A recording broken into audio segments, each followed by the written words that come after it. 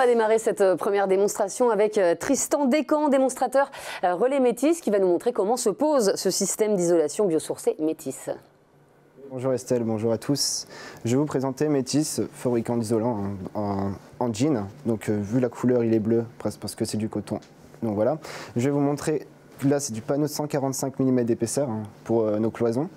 Donc on a un panneau semi-rigide qui est aussi qu'on peut avoir un affaissement, un tassement sur l'épaisseur pour faire passer vos gaines électriques, mais voilà, tout à fait, sans avoir de tassement, on restera toujours sur le 145 mm d'épaisseur. Notre point fort aussi, c'est qu'il peut se poser dans l'ossature bois qu'ainsi dans l'ossature métallique. Je vais vous montrer les deux principes. Donc, si on commence dans une ossature bois, donc vous les mettez dans votre ossature bois, bien sûr avec un trax de 60, car nos panneaux font 60 par 1,20 m. Donc, vous les mettez dans votre ossature, donc tout en posant bien pour éviter tous les ponts thermiques entre les montants. Donc, une fois qu'il est bien posé, je vais vous montrer maintenant sur l'ossature métallique. Donc, je reprends un panneau. Donc, voilà, là, je renfile. On va tout de suite à Montpellier avec Mathias. Mathias, vous avez une question pour Tristan? Oui, exactement. Asmae, peut-être, tu peux poser la question? Alors, quelles sont les certifications du produit? Nous avons les certifications CSTB donc pour la pose au mur, en plafond, et vu qu'on fait aussi du vrac, on a la pose en comble perdu. Après, il faut savoir qu'on a le label biosourcé sur toute notre gamme Métis. On a la gamme Acermi, donc sur les panneaux, les rouleaux et le flocon. Et on a un classement A+, pour les COV. J'espère que j'ai répondu à votre question. Alors, il y a une question également du côté de Ludre avec David. Allez-y, David. Allez-y. Effectivement, il y a une question de l'entreprise, les plaquistes Lorams Lopez. Oui, la question, c'est de savoir s'il peut être posé en pièces humides, le produit. Tout à fait, on peut le poser en pièces humides. Bien sûr, il faut respecter le DTU. Vous mettez un pare-vapeur, un pare-vapeur 18 mètres minimum. Ensuite, vous venez mettre un BA13 hydrofuge. Pour l'humidité, bien sûr. Après, que ce soit un BA13 ou autre élément, tant qu'il est de refuge, tout ira bien. C'est parfait, Tristan, voilà, vous pouvez continuer. Donc là, je vais continuer la pose de notre Métis dans notre cloison métallique. Donc, vous faites le même principe. Vu qu'on a un peu de tassement sur les côtés pour faufiler. Vu qu'on est semi-rigide, c'est l'avantage. Donc, si votre anthrax ne fait pas exactement 60, vous pouvez toujours jouer un petit peu avec l'isolant. Donc voilà, donc une fois qu'il est bien posé, pour éviter tous les ponts thermiques, là je vous demande de vous rapprocher pour regarder notre jonction avec le rail et le Métis, où on peut apercevoir que sans faire de saignée dans l'épaisseur de l'isolant va englober le rail métallique. Voilà, donc une fois que vous avez posé votre isolant, vous prenez votre mètre et vous faites la continuité. Donc là je mesure ce qu'il me reste, il me reste 60 cm. Je conseille toujours de mettre 1 à 2 cm supplémentaires pour que ça fasse une bonne jonction. Donc je prends mon panneau, je prends mon marqueur. Je prends mon marqueur parce qu'avec un bic, ça ne fonctionnera pas, déjà parce que l'isolant est bleu, et vu qu'on est des fibres, vous allez perdre votre temps à essayer de vous acharner pour faire un trait. Donc là je fais 62 cm vu qu'on avait 60. Donc voilà, 60 cm.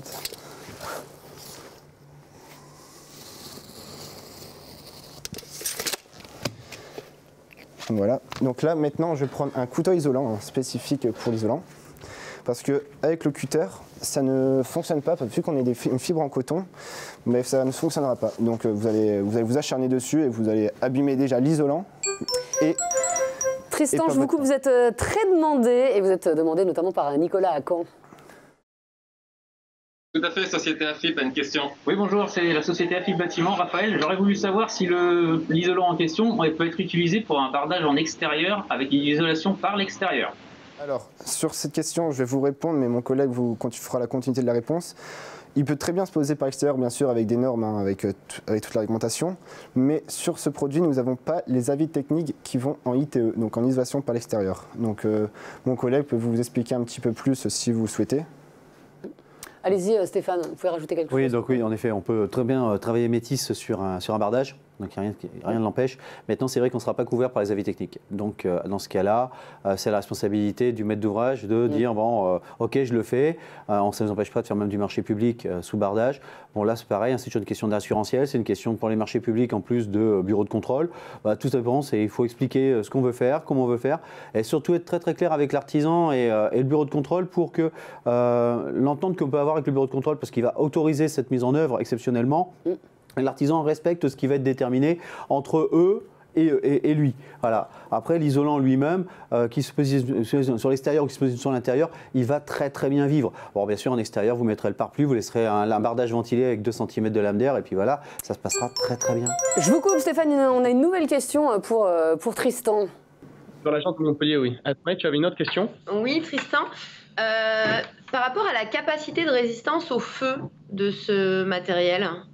Sur les caractéristiques de feu, on est classement E, produit nu, mais notre produit, en général, vous ne mettez pas sans revêtement. Donc si vous mettez un BA13 le plus standard que vous trouvez dans tous les commerces, bien chez vous, chez Point P, vous mettez votre revêtement, un pare-vapeur, et ensuite vous mettez un BA13 et on devient un classement B. Donc voilà. Donc là, je vais vous montrer comment on coupe le panneau, bien sûr avec le couteau isolant. Il peut très bien se couper avec une scie crocodile ou bien même une meuleuse. Parce que vu qu'on a le traitement feu, vous n'avez aucun risque d'incendie. Donc c'est ce qui félicite la facilité sur le chantier. Donc voilà, donc, là on est sur du 145 mm d'épaisseur, donc c'est un peu plus long que si c'était du 45, parce que vu que c'est plus épais, et on a des fibres de coton qui n'est pas toujours facile à couper, mais c'est l'avantage aussi de la tenue mécanique dans le temps. Donc là, je facilite la chose, je mets dans mon ossature. Donc voilà. Donc voilà, je fais bien attention qu'il n'y ait pas de pont thermique. Donc voilà, si vous regardez de près, vous verrez très bien que on dirait qu'on n'a qu'un seul panneau. Bien sûr, on a la jonction, on sait très bien, mais si vous ne faites pas attention, vous verrez qu'il n'y a presque pas de jonction. C'est aussi un avantage que nous avons. Donc, et il se pose très bien dans les montants, comme on a vu tout à l'heure. C'est vrai que la jonction ne se voit pas du tout, hein, Tristan. On ne voit pas du tout la jonction. Non, c'est plutôt propre en plus, donc, parce que vu qu'on est des liants, ça se mélange un peu. Donc, voilà. Donc, par contre, il faut aussi savoir que notre isolant peut aussi se poser dans les rampants, que ce soit bois ou autre. Donc, voilà. Donc là, j'ai pré-coupé le panneau pour ne pas vous montrer une deuxième coupe. Hein. Vous savez très bien comment ça se coupe maintenant. Et une nouvelle question de Mélanie à Angers. Oui, j'ai laissé Davy la poser. Oui, une question, pourquoi l'isolation est bleue? Il est bleu parce que, comme je vous ai expliqué, vu que c'est du coton, donc vos jeans, ils sont quelle couleur? Ils sont sûrement bleus aussi. Donc, vu qu'on ne rajoute pas de teinture, parce que nous, vu qu'on a un produit biosourcé et recyclé, donc recycler votre jean, quand il est plus en bon état, vous l'avez déjà lavé plusieurs fois, donc toute la teinture est partie, mais il reste toujours bleu. Donc c'est pour ça la couleur bleue elle est là. C'est la couleur du jean, hein, la couleur naturelle du jean. Donc voilà, donc là j'ai coupé un panneau toujours en rajoutant 1 à 2 cm supplémentaires, donc sous pente. Hein. Et l'avantage de notre isolant, c'est que même si ça coule un tout petit peu de poussière sur nous, il n'y a aucun risque, c'est pas irritant, c'est plutôt agréable. Hein. Je mets des gants parce que c'est la sécurité pour le couteau, mais je pourrais très bien le faire sans les gants si j'avais pas besoin de couper. Et on va donner la parole à Nicolas du côté de Caen. Oui, bonjour Raphaël, qui a une question. Alors j'aurais voulu savoir par rapport à la nouvelle réglementation thermique qui est en vigueur, qui va arriver, si le produit répond à ces exigences. Pour la RE 2020, tout à fait. Nous, on est en paix dedans. On est dedans, tout à fait, parce qu'on a un produit biosourcé et recyclé. Mais tout ça sera mon référent technique qui vous expliquera plus en détail. Eh bien Stéphane, référent technique, allez-y. Bon, on doit honorer la fonction. Oui, en effet, la RE 2020, on y rentre complètement, on s'inscrit dedans.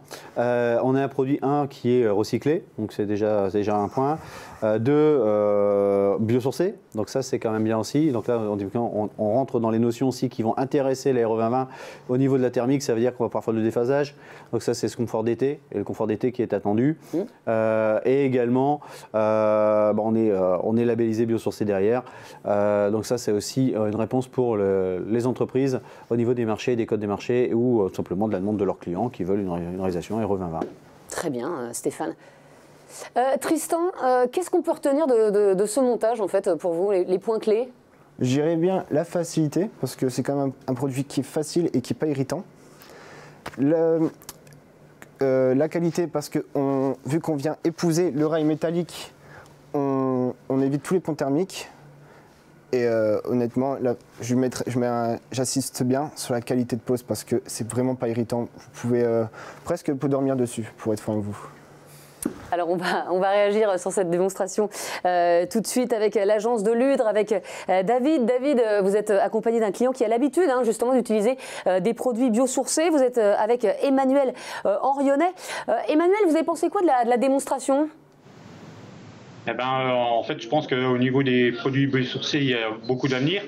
Il y a une demande très forte au niveau des particuliers pour tout ce qui est C2E, tout ce qui est MaPrimeRénov', et puis un confort d'été hiver au niveau des produits, surtout dans l'aménagement de combles.